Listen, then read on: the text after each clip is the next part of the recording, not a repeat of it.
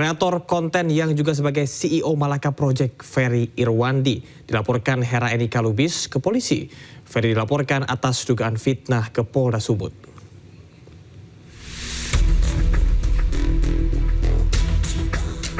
Dengan didampingi kuasa hukumnya, Hera Enika Lubis membawa sejumlah dokumen sebagai tanda bukti membuat laporan ke Polda Sumut. Dirinya melaporkan 3 akun media sosial, diantaranya 2 akun Instagram dan 1 akun YouTube atas dugaan pencemaran nama baik. Kuasa hukum pelapor Fridolin Siahaan mengatakan 2 akun yang dilaporkan diduga milik influencer Ferry Irwandi. Ferry dilaporkan karena menuding Hera yang merupakan pemilik akun X @HeraLubs atau mistweet sebagai salah satu dalam kerusuhan gelombang demonstrasi akhir Agustus lalu tentang bubarkan DPR. Kami lagi proses untuk membuat laporan polisi terhadap 2 akun. Yang pertama adalah akun Instagram dengan username-nya Irwandi Ferry, dan satu lagi adalah akun YouTube dengan username Ferry Irwandi. Dalam hal ini kami akan melaporkan 2 pasal, 27A dan juga pasal 27 ayat 3 Undang-Undang ITE terkait dengan dugaan fitnah maupun pencemaran nama baik yang menyebutkan akun klien kami adalah salah satu dalang kerusuhan daripada demo di tanggal 25 dan 26. Mereka berharap Polda Sumut segera memproses laporan mereka dan memberikan keadilan terhadap kliennya. Sementara Ferry Irwandi sampai saat ini belum ada tanggapan terkait pelaporan atas kasus dugaan pencemaran nama baik. Dari Medan, Sumatera Utara, Aminur Rasid, iNews melaporkan. Menteri Keuangan Purbaya Yudi Sadewa menantang Rocky Gerung berani meminta maaf terhadap dirinya apabila dirinya berhasil menciptakan pertumbuhan ekonomi hingga 6%. Tantangan ini disampaikan oleh Purbaya dalam konferensi pers di kantor Kemenkyu, Jakarta Pusat.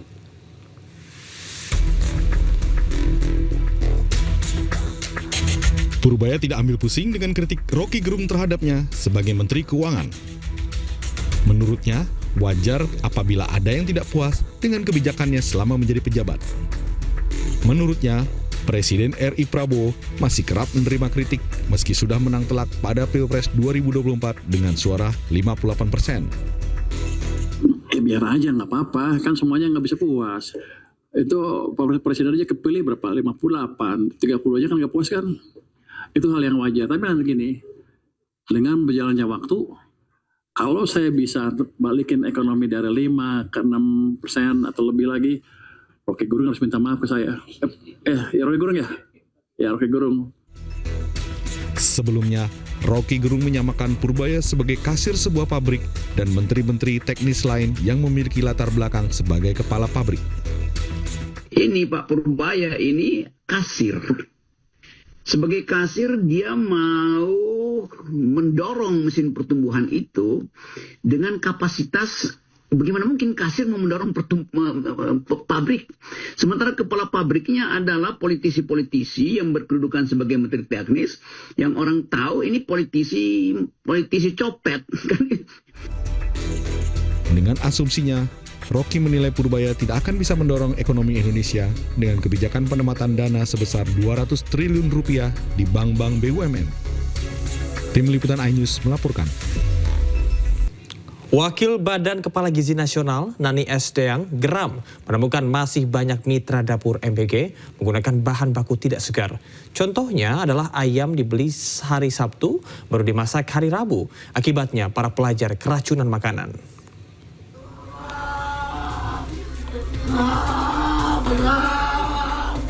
Memasuki hari kelima, korban keracunan akibat makanan bergizi gratis di Kabupaten Bandung Barat sudah mencapai 1.333 orang. Dari hasil pemeriksaan Labkesda Jabar, dari 226 sampel makanan yang diperiksa, ditemukan 8% sampel makanan positif mengandung bakteri Salmonella dan Bacillus cereus. Jenis bakteri itu ditemukan dari makanan yang sudah basi dari olahan nasi dan daging-dagingan.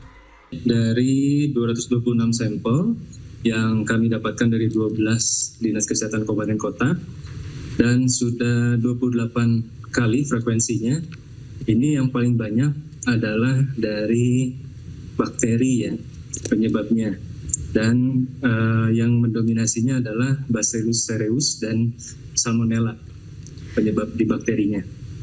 Baik. Lalu dari pemeriksaan kimianya, hasil yang positif adalah dari nitrit. Sejumlah gejala akan timbul akibat mengkonsumsi makanan busuk seperti mual, sakit perut, hingga kejang-kejang dan sesak nafas. Gejala yang juga dialami ribuan siswa di Kabupaten Bandung Barat. Senada Wakil Badan Gizi Nasional, Nanik SD yang juga menemukan masih banyak mitra dapur SPPG yang menggunakan bahan baku tidak segar sehingga menyebabkan keracunan pada pelajar. Saya juga tidak mentolerir bahan baku yang dipakai bila tidak fresh. Karena kejadian di Bandung ini sungguh di luar nalar. Bagaimana bahan baku dalam kondisi tidak fresh, ayam dibeli di hari Sabtu, baru dimasak di hari Rabu. Memang kalau di rumah ya, nggak apa-apa itu 2 ayam kita nyimpennya. Tapi kalau 350 ayam, freezer mana yang kuat menyimpan? Atas kasus keracunan massal, Badan Gizi Nasional sudah menutup 40 mitra dapur MBG yang menyebabkan keracunan para pelajar. Hingga Sabtu, jumlah pasien korban keracunan yang dirawat di posko darurat berangsur menurun, mayoritas pasien dipulangkan untuk jalani rawat jalan. Tim Liputan iNews melaporkan. Presiden Prabowo Subianto memantau dugaan kasus keracunan terkait dengan program makan bergizi gratis. Sepulang dari luar negeri, Prabowo akan memanggil Kepala Badan Gizi Nasional Dadan Hindayana dan pejabat terkait untuk membahas kasus ini. Saya baru dari luar negeri, 7 hari, saya monitor ada perkembangan itu. Habis ini saya langsung akan panggil Kepala BGN dengan beberapa pejabat, kita akan diskusikan ya. Ini masalah besar, jadi pasti kurangan dalam awal ya, tapi saya juga yakin bahwa kita akan selesaikan dengan baik ya. Kita harus waspada, jangan sampai ini dipolitisasi. Tujuan makan bergizi adalah untuk anak-anak. Sering sulit makan. Mungkin kita ini makan lumayan, mereka tuh makannya hanya nasi pakai garam. Ini yang harus kita atasi ya. Untuk memberi makan sekian juta pasti ada hambatan, rintangan, ini kita atasi ya. Ya. Wakil Kepala Badan Gizi Nasional Nanik SD yang mengungkapkan ada sejumlah politisi yang terang-terangan minta proyek dapur makan bergizi gratis. Bahkan Nani mengancam tak segan-segan menutup dapur MBG yang melanggar prosedur meski milik jenderal sekalipun. Dapur fiktif, lu ayo wawancara sendiri langsung sama itunya, verifikatornya. Ada enggak itu punyanya siapa di situ? Punyanya DPR, anggota DPR siapa di situ? Karena enggak akan terlihat ketika diverifikasi. Paling sesudahnya aja. Tapi mau punyanya Jenderal Belang, mau punyanya siapa, kalau melanggar akan saya tutup, saya nggak peduli ya. Karena ini nyangkut nyawa manusia ya. Saya nggak peduli, benar, serius saya. Jangan main-main sama urusan kesehatan anak. Ini kan program, kasihan banyak anak-anak nggak bisa makan, kita mau ngasih makan kok rebutan mau. Makanya ada, serius nih, ada yang WA saya, Mbak, saya jawab, kamu politikus bukannya bantu saya bagaimana mengkomunikasikan soal keracunan, malah minta dapur, ya kan? Langsung saya blok. Nah aja lu ngurusin dapur, ya kan? Nah, iyalah, saya nggak mau kayak begitu ya, oke. Pemirsa, viral mobil pengangkut kotak makan bergizi gratis mogok di tengah jalan saat mendistribusikan MBG ke salah satu sekolah di Bangkalan, Jawa Timur. Para siswa dan guru berinisiatif membantu dengan menjemput dan mengangkut makanan secara gotong royong berjalan kaki ke sekolah. Tulih, akan. Beginilah aksi para siswa SD Larangan Timur 1, Kabupaten Bangkalan, Jawa Timur saat bersama-sama mengangkut kotak-kotak makanan bergizi gratis ke sekolah mereka pada Jumat kemarin. Para siswa sekolah dasar ini harus bergotong royong menjemput kotak MBG mereka ke titik lokasi mobil pengantar yang mogok di tengah jalan. Meski lelah karena harus berjalan menenteng kotak MBG, namun mereka terlihat tetap antusias. Kejadian tersebut dibenarkan oleh pihak sekolah maupun SPPG Sehat Luhur Mandiri yang bertugas melayani pendistribusian MBG. Berdasarkan pengakuan petugas SPPG, ada masalah pada bagian mesin mobil sehingga kendaraan tiba-tiba mati di tengah jalan. Akibat medan jalan yang harus dilalui cukup berat karena memasuki wilayah perbukitan. Karena memang tempat atau rute yang ditangani oleh SPPG ini memang rute di pegunungan atau perbukitan dan jalannya tidak lapang seperti di perkotaan. Meski upaya pendistribusian MBG tersebut sempat terganggu, namun semua pengiriman kotak MBG akhirnya tuntas berkat bantuan para guru dan siswa. Dari Bangkalan, Jawa Timur, Taufik Syahrawi, iNews melaporkan.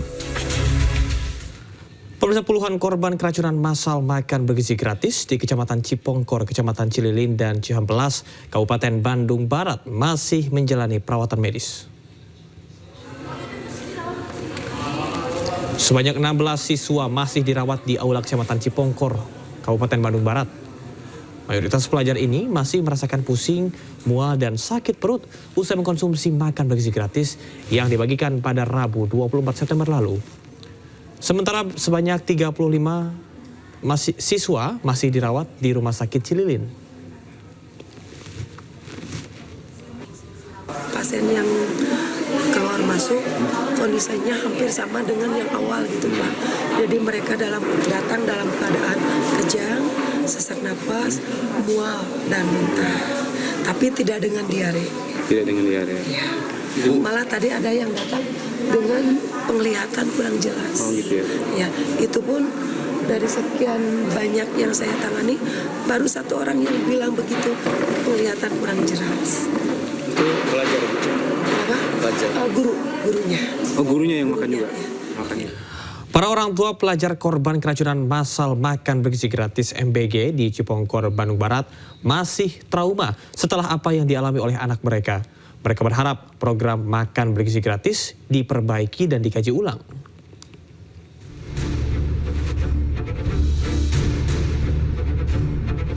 Sejumlah siswa yang alami keracunan makan bergizi gratis masih dirawat di posko darurat Aula Kecamatan Cipongkor, Kabupaten Bandung Barat, Jawa Barat.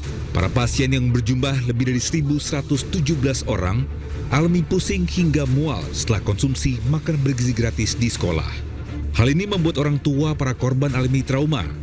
Mereka minta program makan bergizi gratis dihentikan dan dikaji ulang agar tidak ada lagi jatuh korban.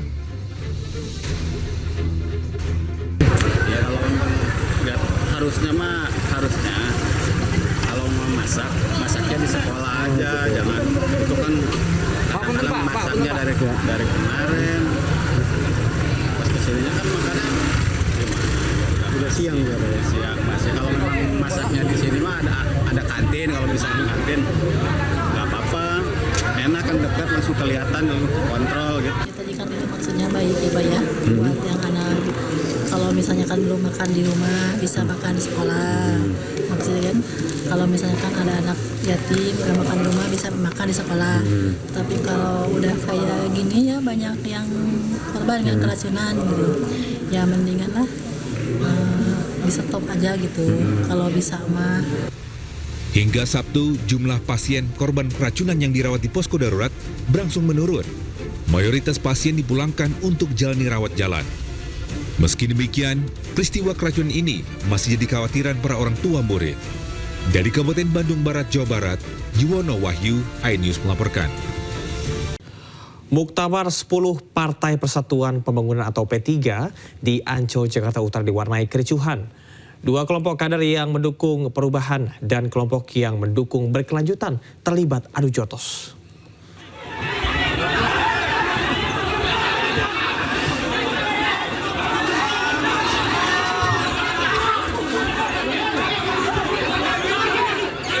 Kericuhan terjadi ketika PLT Ketua Umum Muhammad Mardiono tengah melangsungkan sesi wawancara dengan media.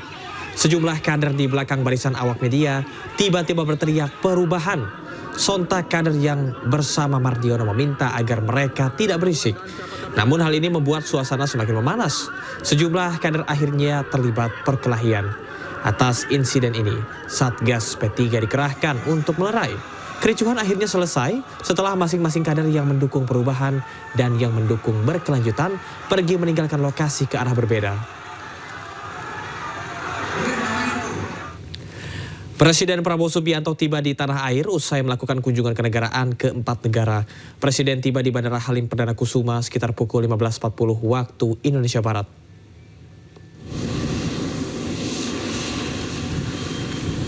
Saat tiba di tanah air, Presiden Prabowo langsung disambut oleh Wakil Presiden Gibran Raka Buming Raka dan sejumlah Menteri Kabinet Merah Putih. Sebelumnya, Presiden Prabowo melakukan kunjungan ke 4 negara. Di antaranya adalah Jepang, Amerika Serikat, Kanada, dan Belanda. Presiden menyampaikan ini merupakan kunjungan kenegaraan yang produktif. Ia juga menyoroti soal pidatonya di sidang Majelis Umum PBB ke-80 di New York dan berharap agar gencatan senjata di Gaza bisa segera terwujud. Perjalanan cukup lama, tapi saya kira bermanfaat, produktif. Kita bersama dengan baik. Alhamdulillah,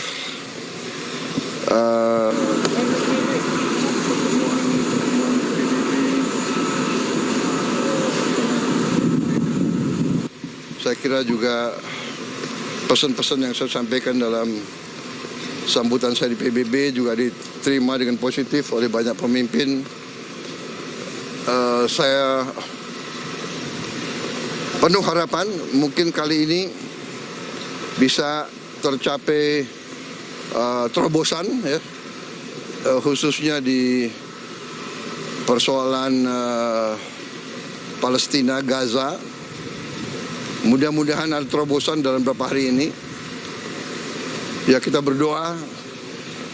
Saya lihat ada itikat baik dari banyak pihak. Kita segera butuh gencatan senjata untuk rakyat Gaza dan penyelesaian yang substantif. Jadi saya kira alhamdulillah kunjungan saya bawa manfaat. Usai melakukan rangkaian kunjungan ke luar negeri, Presiden Prabowo Subianto membawa oleh-oleh investasi triliunan rupiah ke tanah air. Presiden Prabowo Subianto telah menyelesaikan rangkaian kunjungan luar negeri ke sejumlah negara. Dari lawatan ke sejumlah negara selama sepekan, menghasilkan komitmen investasi 380 triliun rupiah hingga pengembalian puluhan ribu artefak dari Belanda. Sebelumnya, Prabowo mendapat kehormatan untuk menyampaikan pidato pada urutan ketiga dalam sidang umum PBB setelah Brasil dan Amerika Serikat. Menteri Keuangan Purbaya Yudi Sadewa menantang Rocky Gerung berani meminta maaf terhadap dirinya apabila dirinya berhasil menciptakan pertumbuhan ekonomi hingga 6%. Tantangan ini disampaikan oleh Purbaya dalam konferensi pers di kantor Kemenq, Jakarta Pusat.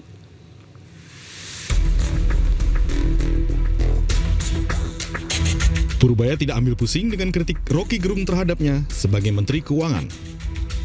Menurutnya, wajar apabila ada yang tidak puas dengan kebijakannya selama menjadi pejabat. Menurutnya, Presiden RI Prabowo masih kerap menerima kritik meski sudah menang telak pada Pilpres 2024 dengan suara 58%. Biar aja nggak apa-apa, kan semuanya nggak bisa puas. Itu Presiden aja kepilih berapa? 58, 30 aja kan nggak puas kan? Itu hal yang wajar. Tapi nanti gini, dengan berjalannya waktu, kalau saya bisa balikin ekonomi dari 5 ke 6% atau lebih lagi, Rocky Gerung harus minta maaf ke saya. Rocky Gerung ya? Ya, Rocky Gerung. Sebelumnya, Rocky Gerung menyamakan Purbaya sebagai kasir sebuah pabrik dan menteri-menteri teknis lain yang memiliki latar belakang sebagai kepala pabrik. Ini Pak Purbaya ini kasir. Sebagai kasir dia mau mendorong mesin pertumbuhan itu dengan kapasitas, bagaimana mungkin kasir mau mendorong pabrik. Sementara kepala pabriknya adalah politisi-politisi yang berkedudukan sebagai menteri teknis, yang orang tahu ini politisi copet. Dengan asumsinya, Rocky menilai Purbaya tidak akan bisa mendorong ekonomi Indonesia dengan kebijakan penempatan dana sebesar 200 triliun rupiah di bank-bank BUMN. Tim Liputan iNews melaporkan. Presiden ke-7 Republik Indonesia Joko Widodo membuka suara mengenai keberadaan dirinya yang ditunjuk sebagai Dewan Penasihat Global Bloomberg New Economy.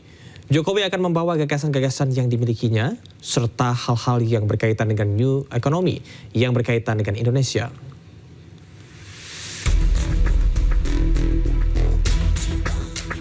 Presiden ke-7 Republik Indonesia Joko Widodo bergabung sebagai anggota Dewan Penasihat Bloomberg New Economy.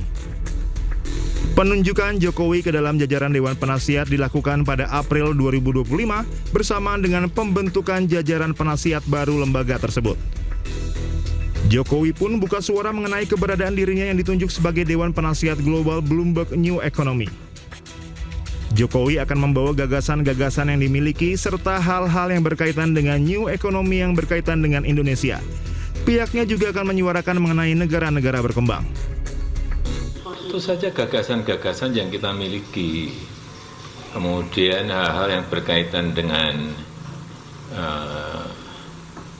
new economy yang berkaitan dengan negara kita, mungkin yang sudah dilaksanakan di ASEAN, kemudian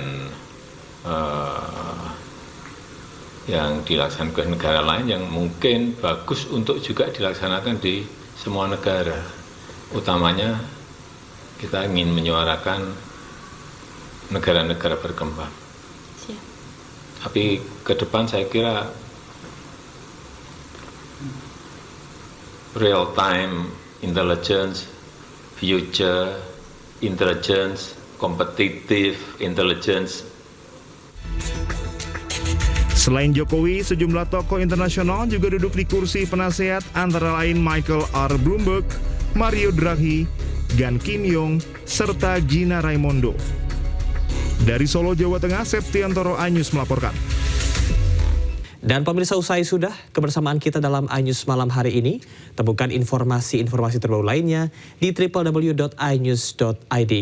Cuplikan tayangan berita iNews dapat Anda saksikan di kanal YouTube @official iNews.